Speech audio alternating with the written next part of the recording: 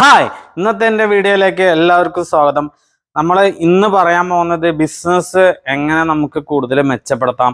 അതായത് ബിസിനസ് ചെയ്യുന്നവർക്കാട്ടോ ഈ ഇന്നത്തെ വീഡിയോ നമ്മൾ ഉദ്ദേശിക്കുന്നത്. അപ്പോൾ ബിസിനസ് ചെയ്യാത്ത ആൾക്കാർക്കും കാണാം. അപ്പോൾ ചില ആളുകൾക്ക് അത് കുറച്ച് കാര്യങ്ങൾ പറയുമ്പോൾ അവർക്കത് ബിസിനസ് ചെയ്യുന്ന ആൾക്കാർക്ക് പെട്ടെന്ന് മനസ്സിലാവും. ഇപ്പോൾ ഇതിൽ നമ്മൾ ഷോപ്പിൻ്റെ ഓഫേഴ്സ് മാത്രമല്ല, എങ്ങനെ നമുക്ക് നല്ല രീതിയിൽ ബിസിനസ് ചെയ്യാം, സ്റ്റാഫുകളെ എങ്ങനെ നന്നാക്കി മാനേജ് ചെയ്യാം, അതൊക്കെ നമ്മൾ ഇതിൽ പറയുന്നതാണ്.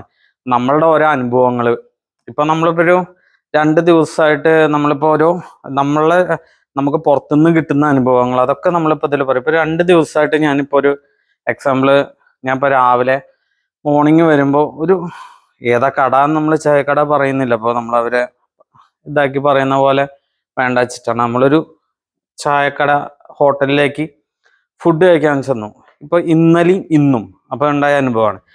ഇന്നലെ ഞാൻ അവിടുത്തെ സർവീസും അവിടുത്തെ ടേസ്റ്റും കണ്ടപ്പോൾ ഇന്നും അവിടെ പോയി കഴിക്കാൻ എനിക്ക് ഇൻട്രസ്റ്റ് വന്നു. അത് നല്ല ദോശ, ഹോംലി ഫുഡ് പോലെയാണ് ഉള്ളത്. അപ്പോൾ നമ്മൾ അവിടെ പോയി കഴിച്ചു. സർവീസ് ചെയ്യുന്ന ആളും ഓക്കെ ആയിരുന്നു.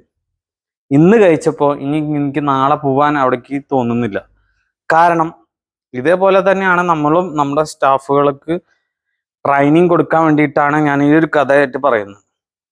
ഇന്ന് ഞാൻ ആദ്യം 2 ദോശ പറഞ്ഞു, 2 ദോശ വന്നു. അത് കഴിഞ്ഞിട്ട് ഞാൻ മറ്റേ സപ്ലയറിനോട് 1 ദോശയും കൂടി പറഞ്ഞു. അപ്പോൾ ആള് അടുത്ത് വന്നിട്ട് എന്താ പറയുന്നത് വെച്ചാൽ, ആദ്യമേ 3 പറയാറുന്നില്ലേ, ഇല്ലെങ്കിൽ ഈ 2ാം വട്ടം പോയിട്ട് എടുക്കേണ്ട ആവശ്യമില്ലല്ലോ, അതായത് രണ്ടാമത് വന്നിട്ട് സെർവ് ചെയ്യേണ്ട ആവശ്യമില്ലല്ലോ രീതിയിൽ നിങ്ങൾക്ക് തുടക്കത്തിൽ തന്നെ 3 പറഞ്ഞു കഴിഞ്ഞാൽ എനിക്ക് 2ാം വട്ടം കൊണ്ടുവന്ന് തരേണ്ട ആവശ്യമില്ലല്ലോ എന്ന്. അത് നല്ല സൗമ്യ രീതിയിലല്ല. നിങ്ങൾക്ക് ഇത് ആദ്യമേ പറയാറുന്നില്ല 2. ഇതിപ്പോൾ ആദ്യം ഒന്നും കൂടി എടുക്കുന്ന അവർക്കൊരു നമ്മളിപ്പോൾ ഒരു ഫുഡ് കഴിക്കുമ്പോൾ നമുക്ക് ആദ്യം തന്നെ 3 ദോശ വേണം, 5 ദോശ വരും പറഞ്ഞാൽ നമുക്ക് അങ്ങനെ കാൽക്കുലേറ്റ് ചെയ്താൽ അതിൻ്റെ ടേസ്റ്റും ഇതനുസരിച്ചിട്ടാണ് നമുക്ക്. ഇന്നലെ ഞാൻ പക്ഷേ അതേ ഹോട്ടലിൽ തന്നെ നമ്മൾ 2ാമതും വാങ്ങി, 3ാമതും ഞാൻ ഐറ്റം വാങ്ങാൻ തോന്നി. പക്ഷേ ഇങ്ങനെ ഇത് പറഞ്ഞോട് കൂടിയിട്ട് നമ്മൾ ഇനിയൊരു ദോശയും കൂടി വാങ്ങണം എന്ന് വിചാരിച്ച മൈൻഡും കൂടി പോയി. അപ്പോൾ ഇത് ഞാൻ എന്നോട് മാത്രമാണോ നോക്കിയപ്പോൾ ഞാൻ ആളെ ഒബ്സർവ് ചെയ്തപ്പോൾ ആള്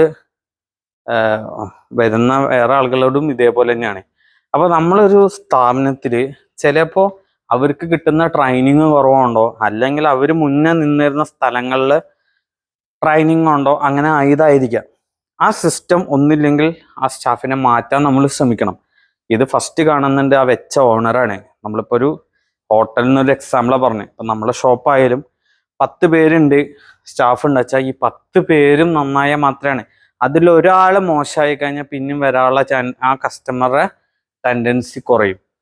ഇതിന് എക്സാമ്പിളാണ് ഞാൻ പറഞ്ഞത്. ഇപ്പം നാളെ എനിക്ക് ആ ഹോട്ടൽ ആലോചിക്കുമ്പോൾ എനിക്ക് ആ സപ്ലയറെയാണ് ഓർമ്മ വരിക. പിന്നെ നമുക്ക് അവിടേക്ക് കയറി ചെല്ലാം. നല്ല ഹോട്ടലായിരിക്കാം, നല്ല ഭക്ഷണമായിരിക്കാം, ഹോംലി ഫുഡായിരിക്കാം, ടേസ്റ്റ് ഉണ്ടാവും. പക്ഷെ നമുക്ക് സെർവ് ചെയ്യുന്ന ആള് മോശം ബിഹേവിയർ, അവരുടെ സ്വഭാവം കാണിച്ചു കഴിഞ്ഞാൽ നമുക്ക് പിന്നെ അവിടെ പോകാൻ പറ്റില്ല. ചിലപ്പോൾ അവിടെ ഉള്ള വേറെ 3-4 പേര് നല്ലതായിരിക്കാം, ഒരാള് ഫോൾട്ട് ഉണ്ടാക്കിയാൽ നമ്മൾക്ക് പിന്നീട് ചെല്ലുമ്പോൾ ആളെഞ്ഞാണോ കിട്ടുക എന്നുള്ളൊരു മൈൻഡ് ധാരണ വരും. അപ്പോൾ നമ്മൾ ഫർണിച്ചർ ഷോപ്പ് ആയിക്കോട്ടെ, അതേപോലെ ടെക്സ്റ്റൈൽ ആയിക്കോട്ടെ, ഹോട്ടലായിക്കോട്ടെ, സൂപ്പർ മാർക്കറ്റ് ആയിക്കോട്ടെ, 10 പേര് അല്ലെങ്കിൽ 15 പേരുണ്ടെങ്കിലും 15 പേരിലും ചിലപ്പോൾ ഒരേ ക്വാളിറ്റി ഇല്ലെങ്കിൽ പോലും ഏറെക്കുറെ സെർവ് ചെയ്യേണ്ട ഒരു പോളിസി ഉണ്ടാവും.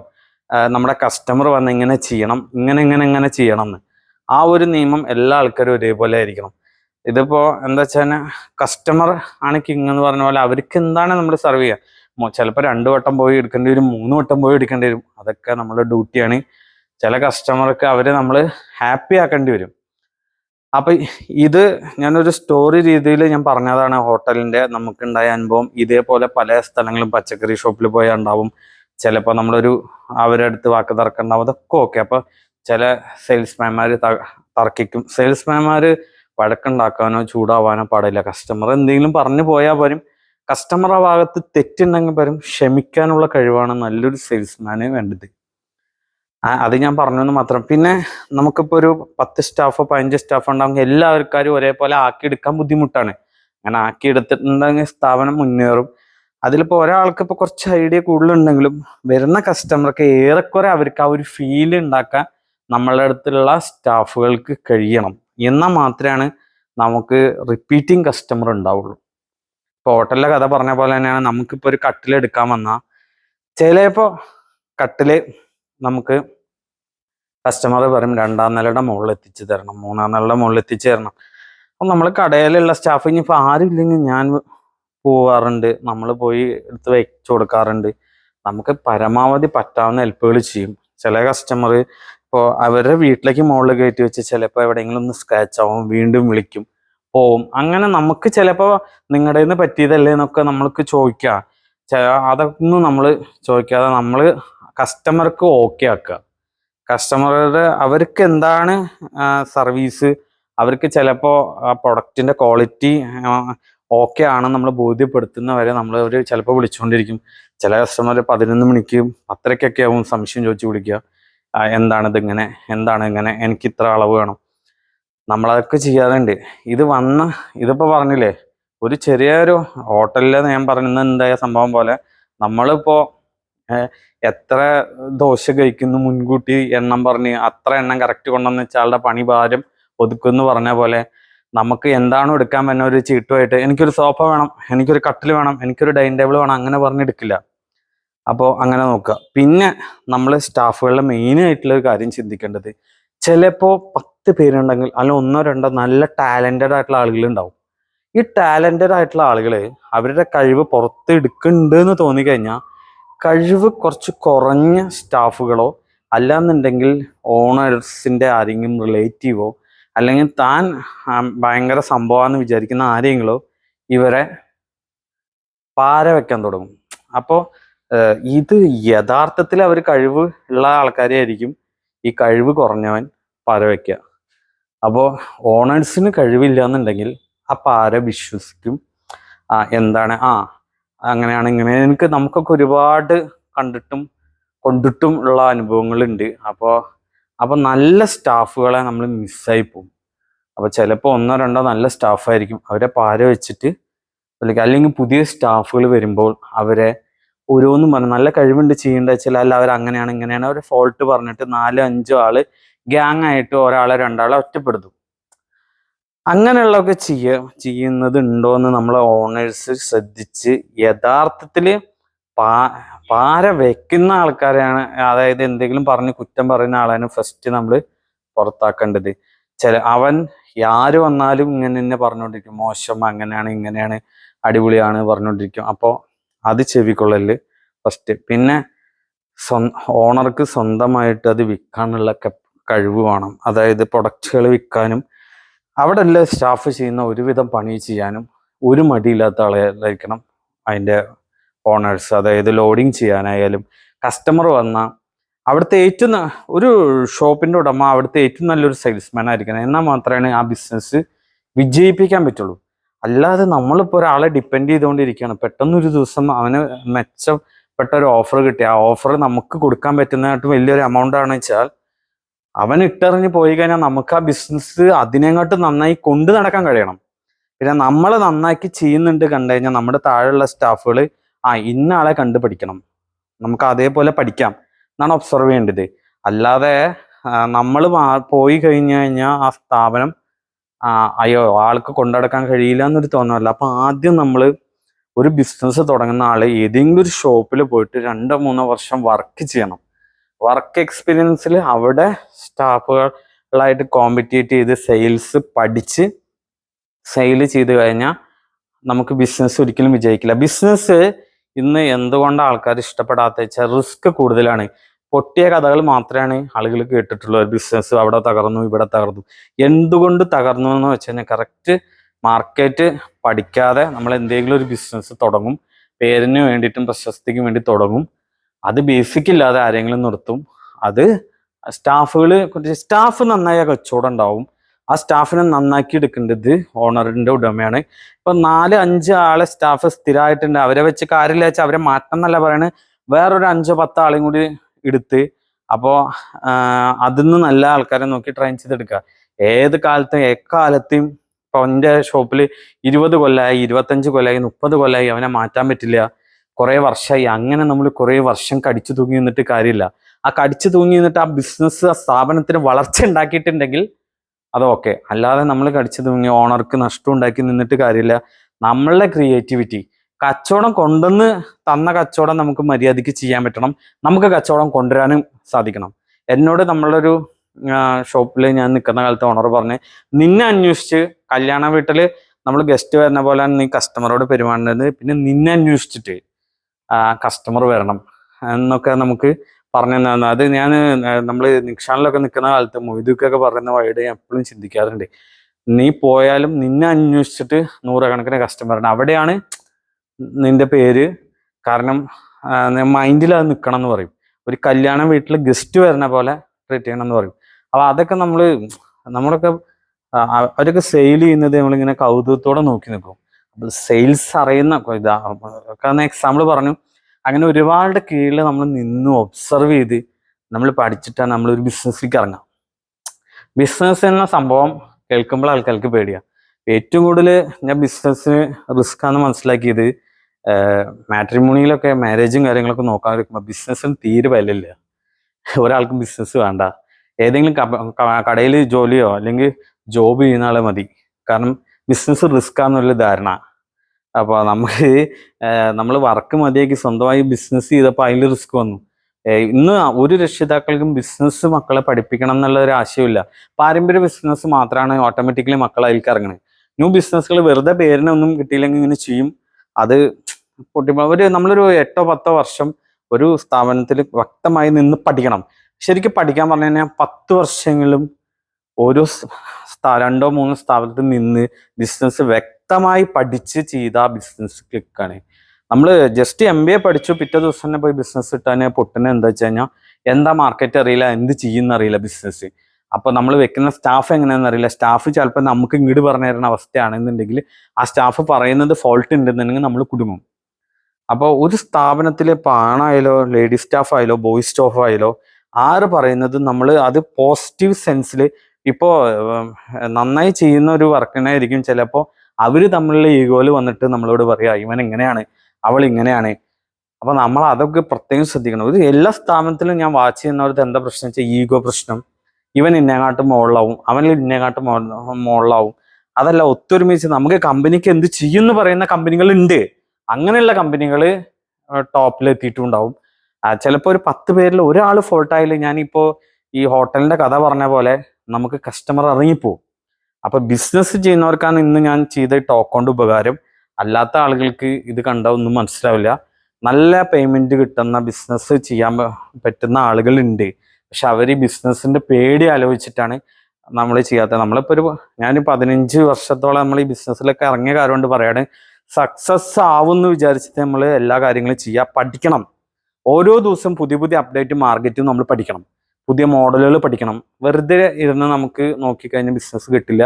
ആ ബിസിനസ് ഉയർച്ചയിലേക്ക് കൊണ്ടുവരാൻ പറ്റില്ല. എന്ത് ബിസിനസ് ആയിക്കോട്ടെ, ആ ബിസിനസ് ചെയ്യുമ്പോൾ ആ ബിസിനസ്സിൽ നമുക്ക് ഫോക്കസ് വേണം, നമുക്ക് നമ്മുടേതായ നിലപാട് വേണം, ഉറച്ച തീരുമാനം വേണം. എങ്ങനെ ബിസിനസ് മുന്നോട്ട് കൊണ്ടുപോകാൻ എന്നുള്ളൊരു ചിന്ത വേണം. മറ്റുള്ളവരുടെ ആശയത്തിന് കൂടുതൽ നമുക്ക് നമ്മുടെ ആശയങ്ങൾ അത് അവിടെയുള്ള സ്റ്റാഫുകൾക്കായാലും ആർക്കായാലും കസ്റ്റമർക്കായാലും പറഞ്ഞ് ഫലിപ്പിക്കാനുള്ള കഴിവ് വേണം. സത്യസന്ധത വേണം ബിസിനസ്സിന്. നമ്മൾ എന്തെങ്കിലും ഒന്ന് കാണിച്ചിട്ട് കാണില്ല. സത്യസന്ധതയുള്ള ബിസിനസ് നിലനിൽക്കും. മാർക്കറ്റിംഗ് വലിയൊരു ഘടകമാണ്. ഞാനിപ്പോൾ യൂട്യൂബിൽ നമ്മൾ ഓഫറും കാര്യങ്ങളൊക്കെ എടുത്തിട്ടുണ്ട്. ഇതേപോലെ സ്വന്തമായിട്ട് ചെയ്യുക. അതെന്താ വെച്ചാൽ മറ്റുള്ളവർ ഫേസ് ചെയ്യാനും കാര്യങ്ങൾ, ഈ ചെറിയ സംഭവം വെച്ചാൽ അത് ചെയ്യുക, അത് ആളുകൾക്ക് എത്തിക്കുക. മാർക്കറ്റിംഗ് സ്വയം ചെയ്യാൻ ശ്രമിക്കുക. ഒരുപാട് ഇൻവെസ്റ്റ് ചെയ്തിട്ട് ഒരുപാട് വലിയ വലിയ ഫിലിം സ്റ്റാറിനും ഇവരൊക്കെ കൊണ്ടുവന്ന് ലക്ഷങ്ങൾ കൊടുത്ത് ആ ലോസും കൂടി നമ്മൾ താങ്ങേണ്ടി വരും. സ്വന്തമായിട്ട് മാർക്കറ്റിംഗ് ചെയ്യാൻ ശ്രമിക്കുക, മാർക്കറ്റിംഗ് വിജയിപ്പിക്കുക. സത്യസന്ധത, അതായത് ഒപ്പം വർക്ക് ചെയ്യുന്ന ആൾക്കാർ അങ്ങോട്ടും ഇങ്ങോട്ടും കാര്യം പറഞ്ഞാലും അവരെ സ്വന്തം സഹോദരം, അതുപോലെ വീട്ടിലത്തെ അവസ്ഥ പോലെ ചിന്തിക്കുക. അതൊരു നെഗറ്റീവ് ചിന്തിച്ച് ഇവനെ നമുക്ക് എങ്ങനെ പണി കൊടുക്കാമെന്ന് ചിന്തിച്ചു കഴിഞ്ഞാൽ അവിടെ നമുക്ക് തരച്ച് 90-95% ഒപ്പം വർക്ക് ചെയ്യുന്നവരെ നമ്മൾ കുറ്റം പറയല്ല, എങ്ങനെ ഇവന് പണി കൊടുക്കാമെന്ന് ചിന്തിക്കുക. അവനായാലും അവളായാലും ആണായാലും പെണ്ണായാലും ഇതന്നെയാണ് ചിന്തിക്കുക. എല്ലാവർക്കും അവരവരെ കാര്യമുള്ളൂ. അപ്പോൾ അത് പറയുന്ന സ്റ്റാഫുകൾ സത്യമാണോ? ചിലപ്പോൾ ഒരു 30 വർഷം 25 വർഷം ആത്മാർത്ഥമായി ചെയ്ത ആളായിരിക്കും. 1 കൊല്ലോ 2 കൊല്ലോ 4 ദിവസം 5 ദിവസം വന്ന ആള് സിമ്പിളായിട്ട് പാര വയ്ക്കുന്നത്. പാര വീട്ടിൽ നിന്ന് തന്നെ പഠിച്ച് സെറ്റായിട്ടുള്ള ആൾക്കാർക്ക് അതിന് നല്ല എക്സ്പീരിയൻസ് ആയിരിക്കും, ജോലി ചെയ്യാനുള്ള ഇൻട്രസ്റ്റ് ഉണ്ടാവില്ല. കസ്റ്റമറെയും ഇതേപോലെ ഇറിറ്റേഷൻ ചെയ്തുകൊണ്ടിരിക്കും. അവരൊരു കംപ്ലൈന്റ് പറഞ്ഞാൽ ആ കസ്റ്റമർ ഇങ്ങനെയാണ്, ഈ കസ്റ്റമർ ഇങ്ങനെയാണ്, അത് എപ്പോഴും അങ്ങനെയാണ്, അങ്ങനെ പറഞ്ഞാൽ അവരെ പുച്ഛിക്കും. കസ്റ്റമർക്ക് അവരുടെ കാര്യങ്ങൾ വാല്യൂ കൊടുത്ത് ചെയ്യുന്ന സെയിൽസ്മാൻ സത്യസന്ധതയായിരിക്കും, അവർ കറക്റ്റ് ഫോളോ അപ്പ് ആയിരിക്കും. അപ്പോൾ സ്റ്റാഫുകളെ ഒന്നിച്ച് കൊണ്ടുപോകാൻ പറ്റുക. ഞാൻ സ്റ്റാഫുകളുടെ ഞാൻ എടുത്തെടുത്ത് പറയുന്ന എല്ലാ സ്ഥാപനങ്ങളും സംഭവിക്കുന്ന കേസാണ്. 2 ടീമായിട്ടോ 3 ടീമായിട്ടോ തിരിഞ്ഞ് ഇടിയുണ്ട്. ചിലപ്പോൾ സിംഗിൾ ആയിട്ടായിരിക്കും, ബാക്കി എല്ലാവരും കൂടും ഇടിയുണ്ട്. അപ്പോൾ ഓണർക്ക് ഏത് ഭാഗത്ത് നിൽക്കണം എന്നറിയില്ല, ആൾക്ക് പുറത്തെ കാഴ്ച അറിയുള്ളൂ. ഇപ്പോൾ നമ്മൾ ചില ഷോപ്പുകളിലൊക്കെ കണ്ടിട്ടുണ്ട്, ഓണർമാർ വരുന്ന സമയം വരെ വെറുതെ കഥ പറഞ്ഞ് മൊബൈലും കളിച്ചിരിക്കും. ആള് വരുമ്പോൾ ഒറ്റ ചാടി എണീറ്റും ഭയങ്കര വർക്ക് പോലെ കാട്ടിക്കൂട്ടുക. പിന്നെ ആ ഓണർ ഉള്ളപ്പോൾ നല്ല ആത്മാർത്ഥ പോലെ കാണിക്കുക, അല്ലാത്തപ്പോൾ പുതിയ സ്റ്റാഫുകളാണ്ട് പണിയിപ്പിക്കുക, അങ്ങനത്തെ പ്രശ്നങ്ങളൊക്കെ. പിന്നെ എന്താ വെച്ചാൽ ഒരു കാട്ടിക്കൂട്ടിൽ ഓവർ ആത്മാർത്ഥ പോലെ ഫീൽ ചെയ്യിപ്പിക്കുക. അത് ചില ആളുകൾക്ക് ഉണ്ടാവും. ഇപ്പോൾ കൂട്ടത്തിൽ ആരെങ്കിലും 1-2 ആളെ പുറത്താക്കണമെങ്കിൽ ആ പുറത്താക്കണം പോയി കഴിഞ്ഞാൽ ഭയങ്കര ഒരു ആത്മാർത്ഥമായിരിക്കും. എന്തിന് അതുവരെ, അതായത് എക്സാമ്പിൾ പറഞ്ഞുതരാം, ഞായറാഴ്ച ഒരിക്കലും വരാത്തവനായിരിക്കും ഒരാളെ പുറത്താക്കാണ്ടെന്ന് പറഞ്ഞാൽ ഞായറാഴ്ച ഏറ്റവും നേരത്തെ എത്തും.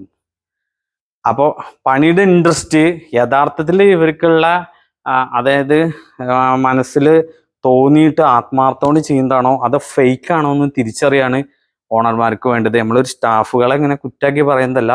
അപ്പോൾ അവർക്ക് പറഞ്ഞ് മനസ്സിലാക്കി, വ്യക്തികളുടെ ബന്ധങ്ങളുടെ വാല്യൂ പറഞ്ഞ് മനസ്സിലാക്കി, 5 ആളോ 10 ആളോ ഉണ്ടെങ്കിൽ അവരെ ഒന്നിപ്പിച്ച് അതിലാരാണ് ഫോൾട്ട് വെച്ചാൽ ആ ഫോൾട്ട് പറഞ്ഞ് മനസ്സിലാക്കി, നെഗറ്റീവ് പറയുന്നവരെ ആദ്യം പിടിച്ച് പുറത്താക്കാൻ ശ്രമിക്കണം. പോസിറ്റിവിറ്റി എടുത്തിട്ട് ആ ബിസിനസ് വിജയിക്കും.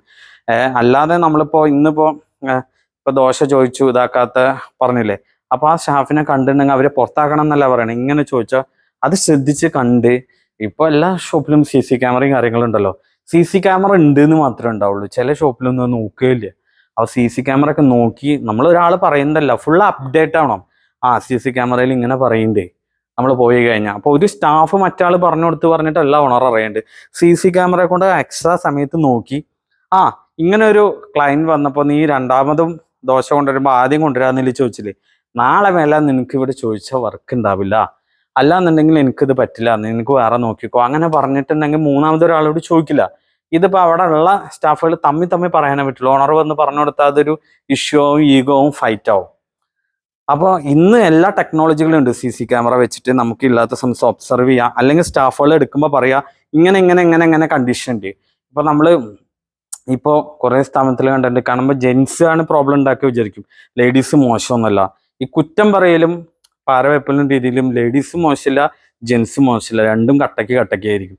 ഞാൻ ഈ പറയുന്നത് ബിസിനസ് ചെയ്ത് നിൽക്കുന്ന ഏത് ഫീൽഡിലും, ഇപ്പോൾ മറ്റേ സൂപ്പർ മാർക്കറ്റിലായിക്കോട്ടെ, ഫർണിച്ചർ ഫീൽഡായിക്കോട്ടെ, ഇലക്ട്രോണിക് ഫീൽഡ് ആയിക്കോട്ടെ, ഏത് മേഖല ബിസിനസ് ഫീൽഡായിക്കോട്ടെ, ഇടിയില്ലാത്ത സ്ഥലം ഉണ്ടാവില്ല. ഇടി ഉണ്ടാവുന്നത് എന്തുകൊണ്ടാ വെച്ച് കഴിഞ്ഞാൽ 10 ആളിൽ ഒരു വിഷം വന്നാൽ മതി, അത് ടീമാക്കി തിരിക്കും.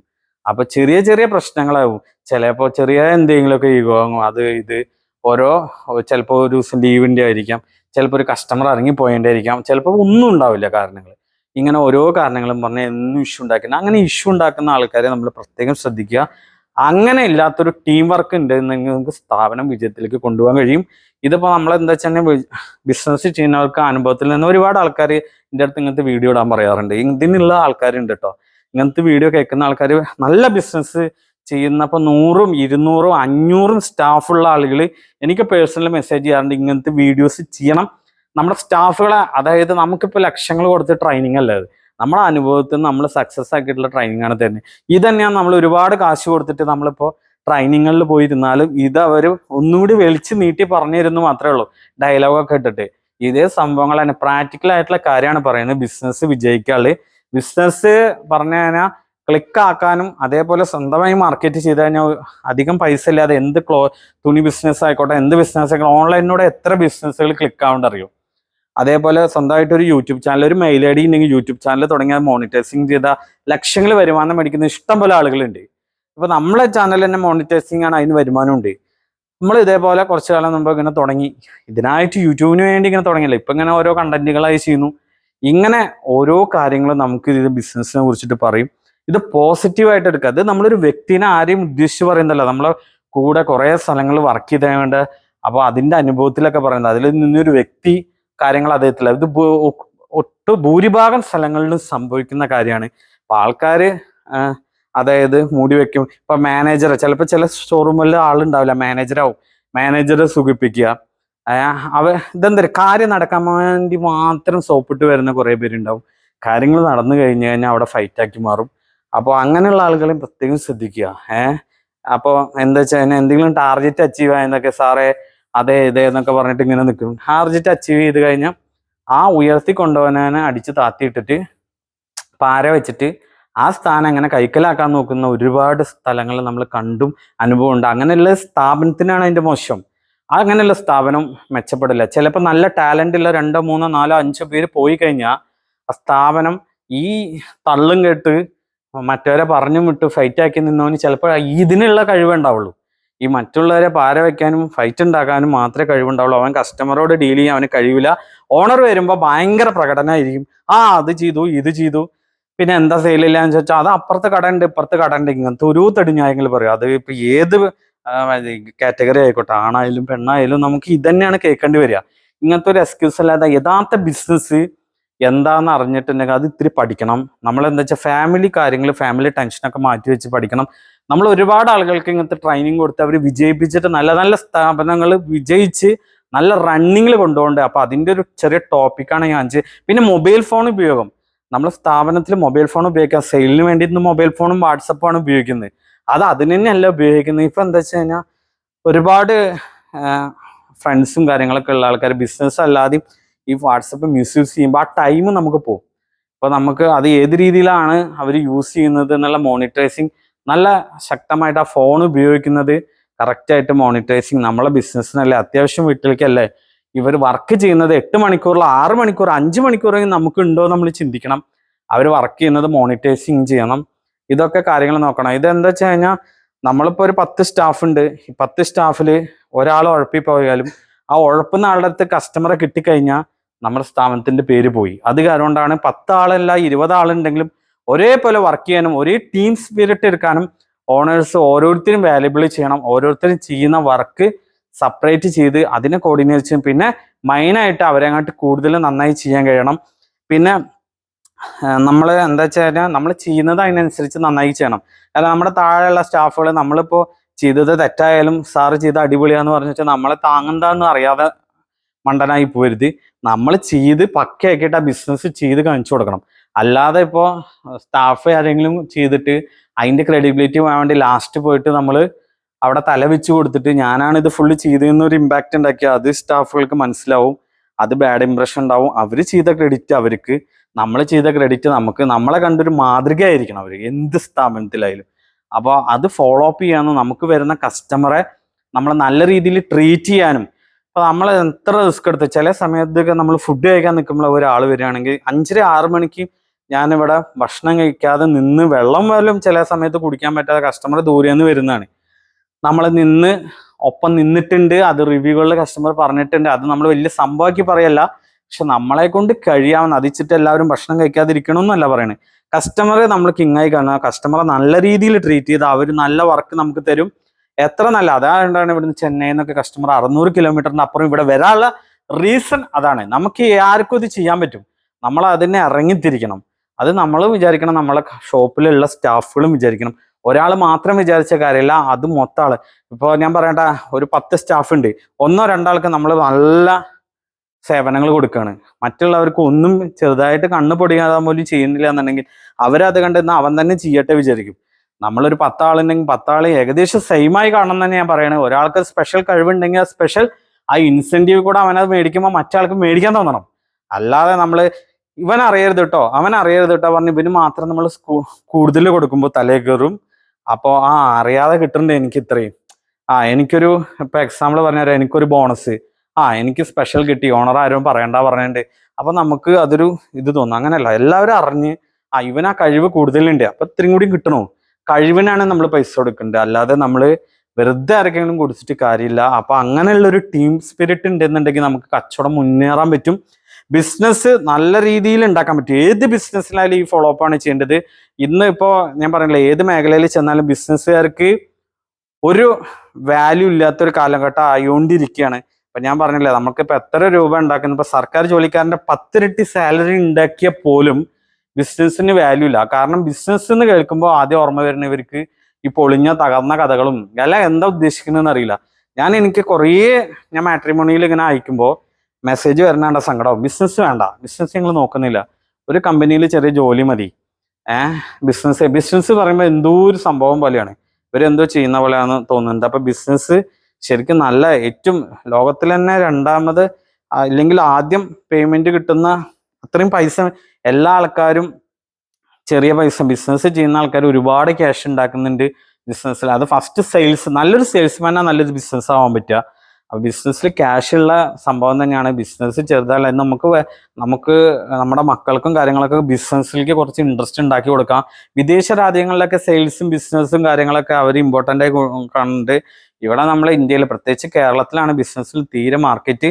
ആൾക്കാർ ഇപ്പൊ ഒരു രക്ഷിതാവും എൻ്റെ മകനെ സെയിൽസ്മാൻ ആക്കണം, ബിസിനസ്സുകാരനാക്കണം പറയില്ല. ഒന്നില്ലെങ്കിൽ എഞ്ചിനീയർ, ഡോക്ടർ, പട്ടാളം, മിലിറ്ററി, അങ്ങനെ ഗവൺമെന്റ് ഉദ്യോഗസ്ഥർ, അങ്ങനെയുള്ള ഓരോ മേഖലകളാണ് പറയുക.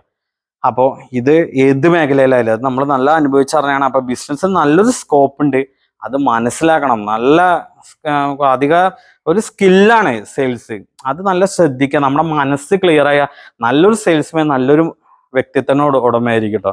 അവര് അത്രയും ഇതായിരിക്കും, അവർ ദേഷ്യമോ കാര്യങ്ങളോ ഒന്നും ഉണ്ടാവില്ല, ഫാമിലി ലൈഫൊക്കെ നന്നായി കൊണ്ടുപോകണ അടിപൊളി ആളായിരിക്കും നല്ലൊരു സെയിൽസ്മാൻ. നമ്മൾ ഉഡായിപ്പ് കാണിച്ച് അങ്ങോട്ടും ഇങ്ങോട്ടും സ്റ്റാഫുകളെ പ്രശ്നം ഉണ്ടാക്കി നടക്കുന്ന ആളുകളെ തിരിച്ചറിയണം, അവരെ നമ്മൾ ഒഴിവാക്കി നല്ല ആളുകളെ ചേർത്തി അതൊരു ടീമായി കൊണ്ടുവന്നാൽ സ്ഥാപനം വിജയിക്കും. അത് ഒരു സ്ഥാപനം എന്നുള്ള 10 സ്ഥാപനവും 20 സ്ഥാപനവും 30 സ്ഥാപനവും 50 100 സ്ഥാപനമായി ഇങ്ങനെ വളർന്നു വരും. അങ്ങനെയാണ് ഈ ബിസിനസ് ചെയ്ത ആൾക്കാർ. അവരുടെ സ്റ്റാഫാണ് അവരെ മുതൽ കൂട്ടി. എല്ലാ സ്റ്റാഫുകളും അങ്ങനെ ആവണം എന്നല്ല പറയണത്, പക്ഷെ നമ്മൾ അത് വാച്ച് ചെയ്യണം. ഒരു സ്റ്റാഫ് പറയുന്നത് നമ്മൾ വിശ്വസിക്കരുത്, നമ്മൾക്ക് നമ്മുടേതായ നിലപാട് വേണം. അപ്പൊ അങ്ങനെ നോക്കി ചെയ്യാച്ച ബിസിനസ് വിജയിപ്പിക്കാൻ പറ്റും, ബിസിനസ് നല്ല രീതിയിൽ കൊണ്ടുപോകാൻ പറ്റും. സ്വന്തമായി മാർക്കറ്റ് ചെയ്യാനും പറ്റണം.